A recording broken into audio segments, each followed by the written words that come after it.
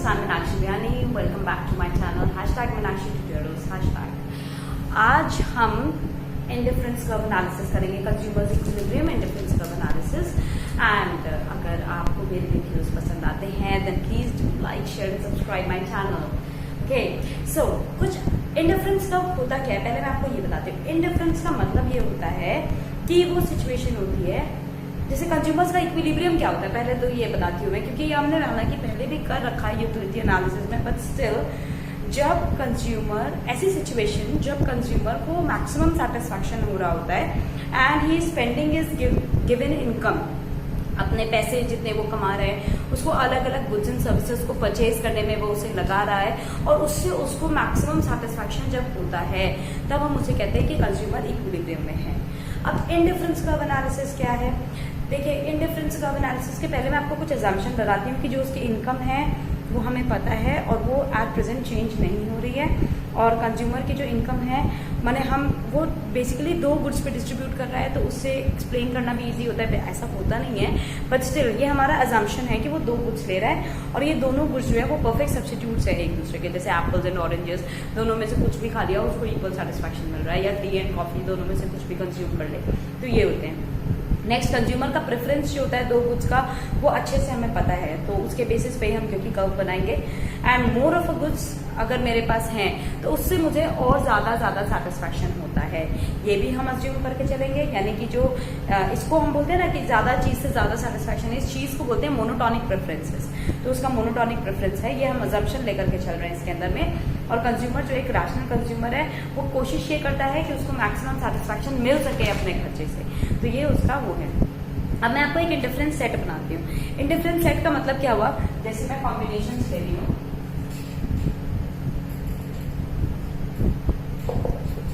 मान लेते जैसे मैंने एग्जांपल लिया था ये एप्पल्स है और ये ऑरेंजेस है, ठीक है. मान लीजिए ये मेरे पास चार कॉम्बिनेशन ले लेती हूँ, ए बी सी डी, और इन चारों में ही उसको मैक्सिमम सेटिस्फैक्शन होगा. अगर वो एक एप्पल ले रहा है और 10 ऑरेंजेस ले रहा है, या 2 एप्पल्स और 7 ऑरेंजेस, या 3 एप्पल्स अगर वो लेता है तो वो 5 ऑरेंजेस ही ले पाएगा गिवन हिज इनकम. एंड 4 पे 4, मतलब ये हम अज्यूम करें क्योंकि उसकी इनकम कांस्टेंट है ना, तो कुछ एक चीज अगर गेन करता है, एक चीज का अगर वो कंजम्पशन इंक्रीज करता है तो दूसरी चीज का कंजम्पशन उसको रिड्यूस करना ही पड़ेगा. ऑब्वियस है, अगर आपके पास 50 रुपए हैं और 50 रुपए में आप पहले एक एप्पल और 10 ऑरेंज ला रहे थे, तो उसी 50, जैसे कि हमने अज्यूम किया है कि उसकी इनकम चेंज नहीं हुई है, तो अकॉर्डिंगली उसी इनकम में ऐसा तो नहीं हो सकता है कि वो वापस से 10 एप्पल और 10 ऑरेंजेस ले ले. That is not possible. So if he increases the consumption of apple he will have to decrease the consumption of oranges, तो ये अल्टीमेटली उसे करना ही पड़ेगा. तो ये 4 कॉम्बिनेशन है. जब मैं इसको इंडिफरेंस कर्व के ऊपर बनाती हूँ तो ये कैसा बनेगा, देखिए मैं आपको छोटा थोड़ा बना करके दिखा देती हूँ. यहाँ पे इंडिफरेंस कर्व के ऊपर जब मैं इसे बनाऊंगी, जिस मान लीजिए मेरा ये इंडिफरेंस कर्व है, ये इंडिफरेंस कर्व ऐसा बनता है, ये आईसी कर्व है, इसके ऊपर ए बी सी और डी ये 4 पॉइंट्स मैं अज्यूम कर रही हूँ. मैंने इसको एग्जैक्टली इसके अकॉर्डिंग प्लॉट नहीं किया है, मैंने सिर्फ अज्यूम कर लिया कि ए बी सी डी यहाँ पे आएंगे, और यहाँ मैं अपने ऑरेंजेस ले लेती हूँ और यहाँ मैं अपने एप्पल्स ले लेती हूँ. फाइन, तो ये मेरा ऐसे बनता है. ये सब ना भूलिएगा, इसके मार्क्स कट जाते हैं, हमें ये कौन से एक्सिस पे क्या चीज ली है ये हमें जरूर बताना होता है. तो ये होता है मेरा इंडिफरेंस कर्व. अगर आप ध्यान से देखें इंडिफरेंस कर्व में, तो ये आईसी का जो कर्व बना रही हूं मैं, ये हमेशा डाउनवर्ड स्लोपिंग होता है. डाउनवर्ड स्लोपिंग का मतलब ही ये होता है कि एक को गेन करोगे तो दूसरे को आपको लूज करना पड़ेगा. डाउनवर्ड का मतलब ये, जैसे मान लीजिए पहले आप इस कॉम्बिनेशन पे थे तो आप इतने एप्पल्स और इतने ऑरेंजेस ले पा रहे थे. अब मान लीजिए इस कॉम्बिनेशन में तुमने ऑरेंजेस का कंजम्पशन अगर हमने डिक्रीज किया, तो in that case only we can increase the consumption of apples. That means loss of one is equal to gain of other. तो ये चीज होता है डाउनवर्ड स्लोपिंग का मतलब, यानी कि इंडिफरेंस कर्व इसलिए हमेशा डाउनवर्ड स्लोपिंग होता है. और स्लोप हम कभी भी निकालते हैं ना, स्लोप का फॉर्मूला चाहे मैथ्स हो चाहे साइंस हो फिक्स होता है, परपेंडिकुलर अपॉन में बेस. ठीक है, अगर परपेंडिकुलर अपॉन बेस कंसिडर करती हूँ तो यहाँ परपेंडिकुलर ये है, यहाँ पे ये लॉस हो रहा है, तो delta loss divided by delta gain, change in gain, तो delta Y upon delta X हो गए, delta Y upon delta X हो गए, क्योंकि परपेंडिकुलर देख रहे हैं ये वाई एक्सिस का है और बेस ये एक्स एक्सिस का है. इसके लिए हमें एक ट्राइंगल, जैसे ये छोटा सा ट्राइंगल मैंने कंसिडर किया, इसी के बेस पे मुझे इसे सॉल्व करना पड़ेगा. ठीक। तो ये होता है डेल्टा वाई अपॉन में डेल्टा एक्स। फिलहाल हमने यहाँ पे देखा कि जो चेंज इन हो रहा है ये माइनस जैसे 3 और 2 एक एक का यहाँ पे चेंज हो रहा है, तो एक 2 का यहाँ पे गेन हो रहा है या लूज हो रहा है। तो 2 यहाँ पे अगर ये लूज करता है तो यहाँ पे एक गेन करता है, तो इसका मेरा फॉर्मूला क्या हो जाएगा -2/1 यानी कि मेरा स्लोप कितना आ गया -2। नेगेटिव का मतलब ही होता है downward sloping curve. Once again I am telling you downward sloping का मतलब ही होता है नेगेटिव कर्व। अब आप एक चीज और नोटिस करिए इसमें, आईसी थोड़ा सा अपना बड़ा बना करके आपको एक्सप्लेन करती हूँ। आईसी कर्व में अगर आपने नोटिस किया तो ये कन्वेक्स टू द ओरिजिन है। आईसी कर्व जो है मेरा ये कन्वेक्स टू द ओरिजिन है। ये देखिए ये होता है कन्वेक्स, और अगर कोई ऐसा कर्व होता है जो हमने केपीसी वगैरह का कर्व किया था ये कनकेव टू द ओरिजिन होता था और ये कन्वेक्स टू द ओरिजिन होता है। दोनों में डिफरेंस क्या होता है पहले मैं आपको ये समझाती हूँ। यहाँ देखिए यहाँ पे भी एक को लूज करे दूसरे को गेन करे, लेकिन डिफरेंस है आप ये देखिए यहाँ पे आप ज्यादा उसके हिसाब से आप करते हैं, मतलब perpendicular. Concave to the origin is a different thing and convex to the origin. Concave के बीच से उठा हुआ होता है और कन्वेक्स टू द ओरिजिन मतलब कि बीच से ऐसा बैठा हुआ होगा। तो आईसी कर्व जितने भी होते हैं वो मेरे कन्वेक्स टू द ओरिजिन होते हैं। ये मेरा आईसी कर्व है, ठीक है। So IC curve is convex to the origin. इसका मतलब क्या हुआ कि ये डिक्लाइनिंग स्लोप है। डिक्लाइनिंग स्लोप का क्या मतलब हुआ, जैसे मान लीजिए यहाँ पे मेरा मैं कुछ कॉम्बिनेशन ले लेती हूँ 6, 5, 4, 3, 1 और 0। यहाँ पे मैं ले लेती हूँ कुछ y और ये है मेरे कुछ x।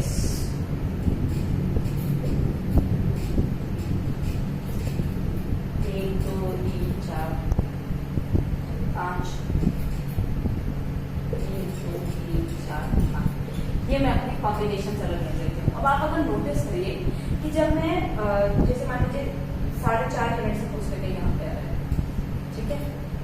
पहले मैं 6 यूनिट कंज्यूम कर रही थी, तब मैं इससे 2 यूनिट कंज्यूम कर रही थी। अब मैं 4.5 ये पॉइंट में जैसे ये 1, 2, 3, 4 यहाँ है तो ये 4.5 हुए, ठीक है। 5 ये है, ये कितना हो गया 4.5। तो जब मैं इतना कर रही हूँ तो यहाँ पे मैं किस पे आ रही हूँ, मैं यहाँ पे 3 पे आऊँ। थोड़ा सा मैं इसको ठीक कर देती हूँ इसका ताकि ये प्रॉपर आए मेरे इसके अकॉर्डिंग।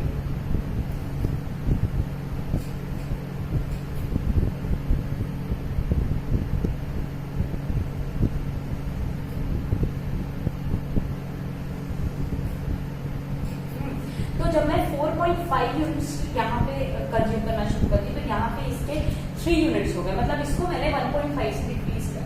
मैंने स्लोप अभी आपको बताया था, स्लोप क्या होता है, हर जगह आपको स्लोप देखना पड़ेगा। देखना यहाँ पे देखो स्लोप हर जगह आप नोटिस करना -1.5 अपॉन में 1 यहाँ पे जो है, क्योंकि एक का इंक्रीज हुआ एक का डिक्रीज हुआ, तो ये क्या होता है -1.5। अगर आप अगले में नोटिस करोगे तो जब मैं अगर 3 यूनिट्स यहाँ पे लेती हूँ तो इसका ये 4 आ जाएगा, ठीक है। 3 यूनिट्स इसका ले रही हूँ अगर तो इसके 5 यूनिट पे आना चाहिए। इनफैक्ट मुझे अगर मान लीजिए 3 लेती हूँ तो इसके मान लीजिए 5 पे आ रही, सपोज करिए यहाँ 5 है, थोड़ा सा टेढ़ा डायग्राम। तो फिर भी अगर जितनी बार भी मैं ये ग्राफ प्लॉट करूंगी मेरा जो डिफरेंस होएगा, जैसे ये 0 पॉइंट या अगर मान लीजिए -3 अपॉन अगर मेरा 4 भी आ रहा है -3/1 तो ये कितना हो गया -3। तो ये स्लोप जो होता है ये धीरे धीरे मेरा डिक्रीजिंग ट्रेंड पे जाना चाहिए। तो -3 अपॉन जैसे यहाँ -1.5 अपॉन में 1 था -1.5, फिर जब 3 पे आई हूँ मैं तो 4.5 से 3 यानी कि अगेन मैं 1.5 पे आ गई। तो 1.5 अपॉन में 2 अगर होता तो ये 0.75 होगा। अगर मान लीजिए अगले यूनिट पे आती हूँ तो 0.5 अपॉन में 2 होएगा तो वो अगेन -0.25 होगा। तो ये डिक्रीजिंग ट्रेंड पे चलता है, डिक्लाइनिंग ट्रेंड पे। ये शो करता है कि आईसी जो है वो मेरा कन्वेक्स होता है ओरिजिन से, क्योंकि ये डिक्लाइनिंग ट्रेंड पे चलता है आईसी, तो ये शो करता है। या अगर आपका कांस्टेंट होएगा ना तो कांस्टेंट इंक्रीजिंग स्लोप में जाता है, मतलब एक नॉर्मल स्ट्रेट स्लोप होता है वो कांस्टेंट होता है, तो इसलिए हम कांस्टेंट स्लोप नहीं ले रहे हैं इसके अंदर, ठीक है। तो डिक्रीजिंग। अब क्यों ये डिक्लाइन करना चाहिए, व्हाई शुड एमआरएस डिक्लाइन? जैसे जैसे मैं ज्यादा यूनिट्स ऑफ गुड्स एक्स को कंज्यूम करती जाती हूँ वैसे वैसे जो मेरी डिजायर होती है गुड्स एक्स की वो डिक्लाइन करने लगती है। हमने law of diminishing marginal utility किया है, उसमें हमने यही चीज करी थी कि जैसे जैसे कोई भी चीज मेरे पास ज्यादा आने लगती है उसकी वैल्यू, उसकी इंपॉर्टेंस जो है वो कम होने लगती है। तो law of diminishing marginal utility के हिसाब से उसकी जो एक चाहत होती है, जो इंटेंसिटी होती है डिजायर की, वो मेरी कम हो जाती है। ऑन द अदर हैंड जो चीज मैं ज्यादा सैक्रिफाइस करती हूँ उसके प्रति मेरी लाइकिंग्स इंक्रीज हो जाती है, now I want to consume it, ये हो जाता है यहाँ पे। तो इसीलिए ये सैक्रिफाइस होता है जो कि फॉल करता है। तो अगर मैं एक चीज का कंजम्पशन इंक्रीज करने लगूंगी तो अल्टीमेटली मैं अपने आप ही एक पॉइंट पे आके रुक जाऊंगी कि नहीं, अब मुझे वो वाला कुछ कंप्लीटली सैक्रिफाइस नहीं करना है, I want some of the other कुछ ऑल्सो। जितना ऊंचा होता है आईसी कर्व, ये मैं इसकी प्रॉपर्टीज बताती हूँ आपको, जैसे जितना ऊंचा इंटरफेरेंस कर्व होता है उतना ज्यादा लेवल ऑफ सेटिस्फैक्शन होता है। ये अगर IC1 है, ये IC2 है और IC3 है, तो IC1 से ज्यादा IC2 में सेटिस्फैक्शन मिलेगा, IC2 से ज्यादा IC3 में सेटिस्फैक्शन मिलेगा। तो ये मेरा होता है higher the level of interference curve more is the satisfaction. तो ये जो प्रॉपर्टीज हम कर रहे हैं, एक तो हमने पहले ही प्रॉपर्टी करी थी कि IC slopes downwards, I think that is clear. IC is convex to the origin. MRS क्यों डिक्लाइन करना चाहिए, it's a very good question which can never come in your exams. Then हमने किया जितना ऊंचा, जितना हायर द IC कर्व उतना ज्यादा हमारा लेवल ऑफ सेटिस्फैक्शन होता है, ठीक। उसके बाद IC कर्व जो है ना, कभी भी एक दूसरे को इंटरसेक्ट नहीं करते हैं। क्या मतलब हुआ इसका कि एक दूसरे को इंटरसेक्ट नहीं करते हैं? जैसे कि ये है ना, अगर मान लीजिए ये IC1 है, ठीक, तो IC2 और IC1 ये ऐसा नहीं हो सकता कि IC2 यहाँ पे ऐसे इसको काटते हुए निकले, no this is not possible. Why? क्योंकि हमने पढ़ा है जितना ऊंचा इंटरफेरेंस का उतना ज्यादा सेटिस्फैक्शन, उसके हिसाब से यहाँ पे ज्यादा सेटिस्फैक्शन होना चाहिए, यहाँ पे कम होना चाहिए। अगर एक स्ट्रेट लाइन ऐसे बनाते हैं, ये और इसमें ये ऊंचा है तो इसमें ज्यादा सेटिस्फैक्शन होगा, हायर द डिफरेंस का मोर इज द सेटिस्फैक्शन, और इसमें कम सेटिस्फैक्शन होगा। लेकिन इस पॉइंट पे कह रहा है कि इक्वल सेटिस्फैक्शन हो रहा है, जबकि हमने ये पढ़ा है कि IC कर्व के ऊपर जितने भी पॉइंट्स होते हैं उस पे कस्टमर को इक्वल सेटिस्फैक्शन होता है, चाहे वो किसी भी पॉइंट पे। तो यहाँ पे अगर इक्वल सेटिस्फैक्शन है दोनों ICs पे, तो यहाँ ज्यादा और यहाँ कम कैसे? That is not possible. That is why IC curves never intersect each other. So B, यहाँ पे अगर मैं इसको नॉर्मली समझाऊं, यहाँ पे अगर ये A है, ठीक है, A और B पे जो सेटिस्फैक्शन है वो इक्वल होना चाहिए, तो A should be equal to C, fine, A should be equal to B, but A और C भी तो सेम कर्व पे जा रहे हैं, and B should be equal to C then, but that is not possible. यहाँ तो मैंने भी आपको ये चीज बताई है कि B और C आपस में सेम नहीं हो सकते, क्योंकि B नीचे है और C ऊपर है, higher then difference curve more is the level of satisfaction, so it is not possible. Next है कि IC कर्व जितने भी होते हैं वो कभी भी एक्स एक्सिस या वाई एक्सिस को टच नहीं करते हैं। दिस इज नॉट पॉसिबल कि ये ऐसे जाएगा, या this is also not possible कि ये ऐसे जाएगा, नेवर। वाई? क्योंकि इसका मतलब ये हुआ कि आप एक गुड्स कंज्यूम ही नहीं कर रहे हो। अगर आप वाई एक्सिस को टच करा देते हो या एक्स एक्सिस को टच करा देते हो, अगर वाई एक्सिस को टच करा दिया तो एक्स 0 होता है वहां पे, तो दैट इज नॉट पॉसिबल, क्योंकि हम तो ये मान के चल रहे हैं कि हमें दोनों के गुड्स के कॉम्बिनेशन को ही लेना है। उसके बाद आता है आपका, तो ये मेरी जो मेन है 5 प्रॉपर्टीज हैं, ये 5 कैरेक्टरिस्टिक्स है इंडिफरेंस कर्व की, फाइन। एंड इंडिफरेंस कर्व का कंज्यूमर के बजट से बहुत ज्यादा लिंक होता है। इंडिफरेंस कर्व की सारी properties are very clear to you. And अब मैं आपको एक चीज और बताती हूँ, जैसे मेरा बजट होता है, मेरे पास एक गिवन इनकम होती है, उसको मुझे लेकर के चलना पड़ता है, फाइन, तो मैं अपनी इनकम के हिसाब से ही चलूंगी, इनकम को मैं छोड़ नहीं सकती हूँ। इंडिफरेंस कर्व तो ठीक है, लेकिन इनकम से भी तो वो मैच करना चाहिए। यानी कि अगर मान लीजिए मेरी बजट लाइन इतनी, मेरे पास इतने रुपए हैं, मान लीजिए मेरे पास 60 रुपए होते हैं और मैं गुड्स 1 और गुड्स 2 में उनको लगा रही हूँ, ये गुड्स 1 है, ये गुड्स 2 है, ये 1 रुपया पर गुड्स है, ये 60 है, और ये 2 रुपया पर गुड्स है, ये 30 है। तो ये मैक्सिमम मैं 30 यूनिट्स ले सकती हूँ और इसका मैक्सिमम मैं 60 यूनिट ले सकती हूँ। तो ये मेरी बजट लाइन है, इसके बियॉन्ड में नहीं जा सकती हूँ, क्योंकि मेरे पास इतने पैसे ही नहीं है। इससे कम में रहूंगी तो यानी कि मैं थोड़ी बहुत सेविंग्स कर रही हूँ। तो ये मेरा होता है बजट लाइन। ये चीज नॉन अटेनेबल होती है, ये सारा जो है यहाँ से यहाँ तक जो अंदर का पार्ट है ये अटेनेबल है, और ये नॉन अटेनेबल पोर्शन हो जाता है यहाँ पे, आई कांट अटेन इट, क्योंकि मेरे पास इतने पैसे नहीं। तो जो बेस्ट पॉइंट होएगा जहां मेरा इंडिफरेंस कर्व और बजट लाइन एक दूसरे को स्ट्राइक करेगी, ये मेरा होएगा इक्विलिब्रियम पॉइंट। यहाँ मुझे मैक्सिमम सेटिस्फैक्शन भी होगा और ये पॉइंट मैं अटेन भी कर सकती हूँ, क्योंकि ये मेरे बजट के अंदर में है। तो ये चीज होती है। तो ये मेरा प्राइस लाइन है, जैसे मान लीजिए मैंने इसका नाम दे दिया AB, AB मेरी प्राइस लाइन है। इसमें क्या मैं अटेन कर सकती हूँ, क्या मैं नहीं अटेन कर सकती हूँ, ये मैंने आपको बताया। बजट लाइन का स्लोप भी सेम तरीके से ही निकलता है, delta Y upon delta X. किसी भी पॉइंट पे एक ऐसा ट्राइंगल अगर हम बना लेते हैं, किसी भी पॉइंट पे अगर मैं ट्राइंगल बना लेती हूँ, ये मेरा डेल्टा वाई है, ये मेरा डेल्टा एक्स है। अगर मुझे इसकी स्लोप निकालनी है तो मैं क्या करूंगी, स्लोप ऑफ AB क्या होगा, slope of AB is equal to delta Y और डेल्टा एक्स। ठीक है। तो ये मेरा हो जाएगा, क्योंकि मैं फ्री हैंड बना रही हूँ तो जैसा आपने देखा था इंडिफरेंस कर्व वाले में भी थोड़े से प्रॉब्लम्स आ गए थे, तो आप जब भी बनाओगे टू द स्केल बनाओगे तो कोई प्रॉब्लम नहीं होगी, ठीक। तो ये चीज होती है। और बजट लाइन और इक्विलिब्रियम कैसे स्ट्राइक होता है ये मैंने बताया। बजट लाइन आगे पीछे हो सकती है, अगर मेरी इनकम डिक्रीज हो गई तो नीचे आ जाएगी। मान लीजिए ये मेरी ओरिजिनल थी, ये A1 B1 हो गई जब मेरी इनकम डिक्रीज हो गई, ठीक है, और ये A2 B2 हो जाएगी अगर मेरी इनकम इंक्रीज हो जाएगी। तो ये डिफरेंट केस होता है। Budget line can shift, budget line can shift forward अगर तो मेरी इनकम इंक्रीज हो जाएगी, और बैकवर्ड शिफ्ट होगी अगर मेरी इनकम डिक्रीज हो जाएगी। This is called backward shift and this is called forward shift. तो ये मेरी इनकम के ऊपर डिपेंड करता है। या अगर मान लीजिए किसी चीज के दाम बढ़ जाते हैं या घट जाते हैं तो उसकी वजह से भी बजट लाइन रोटेट हो सकती है। कैसे रोटेट हो सकती है, देखिए आप, जैसे पहले ये थी, मान लीजिए इसके दाम घट गए तो मैं इसकी कमोडिटी का कंजम्पशन इंक्रीज कर सकती हूँ, उतने ही पैसे में मैं ज्यादा ले सकती हूँ। तो ये बजट लाइन ऐसे चली जाएगी। सिमिलरली अगर मान लीजिए कि इसके दाम जो है, ये वाले गुड्स के दाम जो है वो घट गए, तो अगर दाम रिड्यूस होते हैं तो मैं सेम प्राइस में सेम बजट में ज्यादा गुड्स कंज्यूम कर सकती हूँ। पहले इतने गुड्स कंज्यूम कर रही थी, अब इतने कर पाऊंगी। तो ये मेरा बजट लाइन जो है रोटेट हो सकता है, ये शिफ्ट हो सकता है, और आराम से मैं इसको अटेन कर सकती हूँ अपने उसी बजट के अंदर में, उसी इनकम के अंदर में। तो मैंने इनकम नहीं चेंज करी है, बट बाय चांस गुड्स के दाम चेंज होने की वजह से मेरा बजट लाइन रोटेट कर सकता है। So I hope this is clear कि आप स्लोप कैसे निकालोगे, इक्विलिब्रियम पॉइंट क्या होता है, इंक्रीज या आगे या पीछे कैसे शिफ्ट होती है मेरी बजट लाइन, रोटेट कैसे होती है। तो ये सब चीजें इनका एक पार्ट होती है, and I hope this is very clear. So अच्छा, अब एक दो चीजें मैं आपको कंडीशंस बताती हूँ जो रैशनल होता है कंडीशन ऑफ इक्विलिब्रियम के अंदर में। आप कहोगे मैम एक ही क्लास में खत्म करने की कोशिश कर रही है, but that is good for you. इतने सारे छोटे छोटे वीडियोस बनाने से अच्छा है कि मैं एक वीडियो के अंदर मैं आपको इसको सम अप करके बता देती हूँ।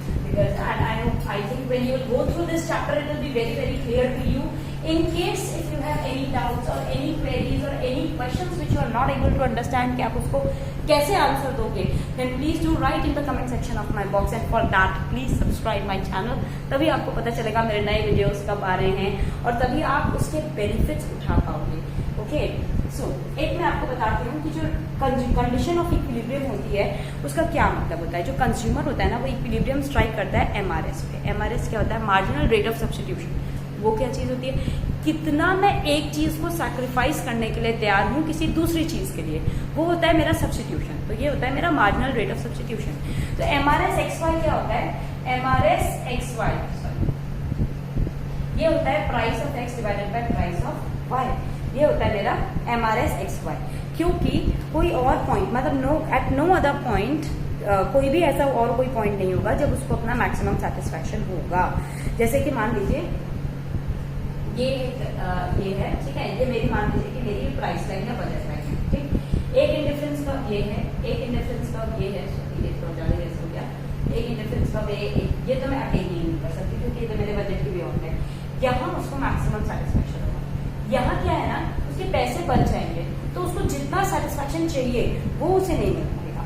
यहाँ दो जगह हो सकता है पी और क्यू पे, बट स्टिल उसकी इनकम उसने पूरी तरह से यूज नहीं करी है ना। मान लीजिए इन 2 पॉइंट्स पे उसको हो भी गया, लेकिन उसने अपनी इनकम तो पूरी यूज नहीं करी है ना, तो he can get what ever he want more. तो दैट इज वाई अगर मैं IC1, IC2, IC3, ये मान लीजिए IC1 है, ये IC2 है, ये IC3 है, अगर मैं इन तीनों को लेती हूँ तो कंज्यूमर जो है वो IC1, माने he can not go beyond this line, क्योंकि ये उसकी प्राइस लाइन या बजट लाइन है। तो और हमने ये पढ़ा है कि जितना ऊंचा इंडिफरेंस का उतना ज्यादा सेटिस्फैक्शन। तो ऑब्वियसली इसके कंपैरिजन में यहाँ ज्यादा सेटिस्फैक्शन होगा, इसके कंपैरिजन में यहाँ।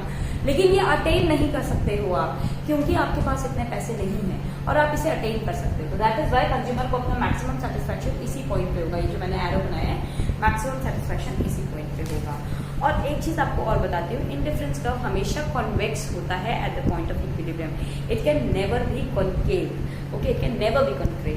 क्यों नहीं हो सकता है? मान लीजिए कि एक कंडीशन में ले लेती हूँ जहाँ पे इंडिफरेंस कर्व को कॉन्वेक्स और कॉन्केव मैं दोनों बनाती हूँ। देखिए, ठीक है, एक इंडिफरेंस कर्व मैं यहाँ पे ले लेती हूँ, ये IC1 है मेरा।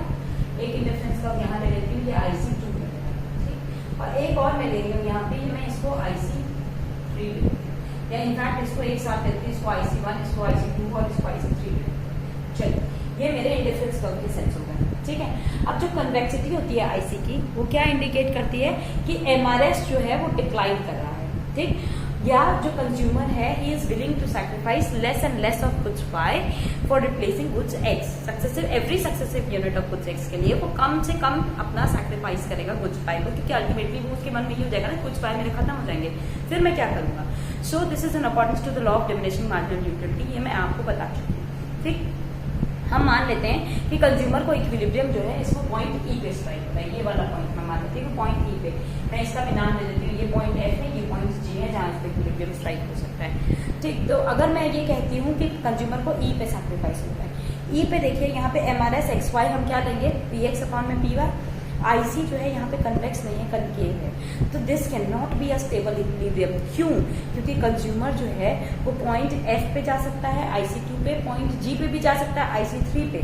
पॉइंट F और G ये दोनों ही बजट लाइन के ऊपर में हैं और ये उसके अफोर्डेबल कॉम्बिनेशंस के अंदर में हैं, लेकिन F या G जो है वो हायर लेवल ऑफ सेटिस्फैक्शन देंगे in comparison two point E। Point ई से ज्यादा उसको सेटिस्फैक्शन एफ और जी पे मिलेगा, क्योंकि ये दोनों इंडिफरेंस कर्व इससे ऊपर है।